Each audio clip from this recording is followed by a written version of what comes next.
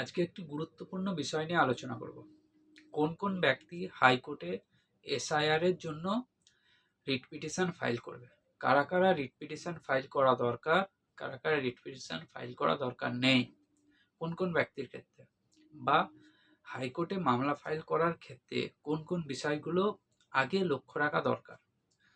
প্রথমে বলে রাখি যে 2026-এ West Bengal WBSIR process election commission complete করেছে এবং তার লিস্ট বেরিয়েছে, যেটার ফাইনাল লিস্ট আছে এবং যেটার সাপ্লিমেন্টারি স্টোরেজারি 1, 2, 3, 4 এবং ডিলেট লিস্ট অনুযায়ী সাপ্লিমেন্টারি ডিলেট লিস্ট 1, 2, 3, 4, 5 করে election commission time to time তার ওয়েবসাইটে পাবলিশ করেছে।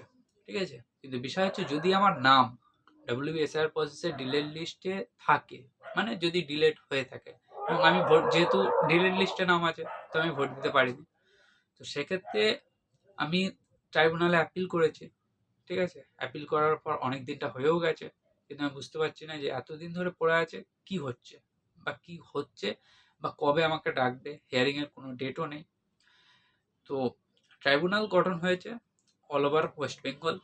ঠিক আছে, এবং ট্রাইব্যুনালে হিয়ারিংও চলছে, কিন্তু যেহেতু অনেকগুলো ব্যক্তির নাম বাদ গেছে, তো কবে হিয়ারিং হবে কেউ বলতে পারছে না।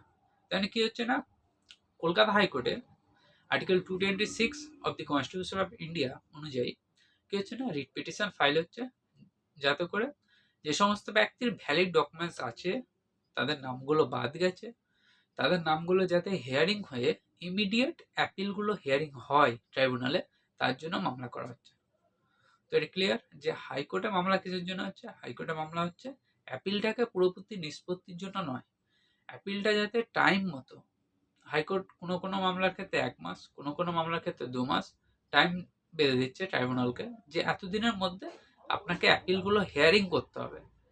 এবার নাম আমার উঠবে কি হাইকোর্টে মামলা করে নাম উঠবে না, এখানে মামলা হচ্ছে শুধু টাইমটা লিমিট বাঁধার জন্য, যে এতদিনের মধ্যে আপনাকে অ্যাপিলটার হিয়ারিং কমপ্লিট করতে হবে। হাইকোর্ট সে ট্রাইব্যুনালকে একটা ডাইরেকশন দিচ্ছে, to give a direction to this tribunal for hearing the at the stipulated time, একটা স্পেসিফিক টাইমের মধ্যে হিয়ারিং কমপ্লিট করার জন্য। ঠিক আছে, তো হাইকোর্ট কি করছে না, হাইকোর্ট একটা টাইম বেঁধে দিচ্ছে যে অ্যাপিলটা যাতে ঠিক ঠিক টাইমের মধ্যে কমপ্লিট হয়। এবার নামটা উঠবে কিভাবে না, ট্রাইব্যুনালে হিয়ারিং হয়ে তবেই নামটা উঠবে। ট্রাইব্যুনালে হিয়ারিং ছেড়ে বা ট্রাইব্যুনাল হিয়ারিং না করে নাম উঠবে না। কিছু কিছু ক্ষেত্রে কি হচ্ছে না, ডাইরেক্ট নাম উঠে যাচ্ছে, কিছু কিছু ক্ষেত্রে হিয়ারিং হয়ে তবে ট্রাইব্যুনাল নাম উঠবে, কিন্তু ট্রাইব্যুনালের মাধ্যমেই নামটা উঠবে, হাইকোর্টের মাধ্যমে এখন উঠবে না। যদি ট্রাইব্যুনাল রিজেক্ট করে, হিয়ারিং হওয়ার পর যদি ট্রাইব্যুনাল নামটা বাদ দিয়ে দেয়, তারপরে আমরা আবার হাইকোর্টে আসতে পারি সেই রিজেকশন অর্ডারের বিপক্ষে, সেই রিজেকশন অর্ডারকে চ্যালেঞ্জ করে আমরা হাইকোর্টে আসতে পারি। এখন হাইকোর্টে আসছে কেন না, যাতে হিয়ারিংটা আমার টাইম মতো হয়, যাতে হিয়ারিংটা সময় মতো হয়, তাই জন্য হাইকোর্টে আসা হচ্ছে। তো ইলেকশন কমিশন অনুযায়ী যে আমাদের 12 থেকে 13টা ডকুমেন্টস উল্লেখ করা হয়েছে এবং সুপ্রিম কোর্টের নির্দেশ অনুসারে যে ডকুমেন্টসগুলো উল্লেখ করা হয়েছে, তার মধ্যে যদি আমার ডকুমেন্টস থেকে থাকে, আমার কাছে যদি ডকুমেন্টস বেশিরভাগই থেকে থাকে, তাহলে আমি হাইকোর্টে আসা উচিত এবং ইমিডিয়েট আমার হিয়ারিংটা যাতে কমপ্লিট হয় তার একটা ব্যবস্থা করা উচিত। ঠিক আছে, এবং বহু মামলার অর্ডার হচ্ছে, হয়নি তা নয়, অর্ডার হচ্ছে, কিন্তু বিষয় হচ্ছে কি না, আগে দেখতে হবে যে ডকুমেন্টসগুলো আমার ঠিকঠাক আছে কিনা। আগে ডকুমেন্টস ঠিক করে তারপরে হাইকোর্টে আসা উচিত, না হলে অযথাই সময় এবং অর্থ দুটোই ব্যর্থ হবে, কোনো উপকার আসবে না। তো আগে ডকুমেন্টসগুলো ঠিকঠাক দেখতে হবে যে ঠিকঠাক আছে কিনা, তারপরে হাইকোর্টে রিট পিটিশন করা উচিত এবং সমস্ত ডকুমেন্টস ডিজিটালাইজ করে রাখা উচিত।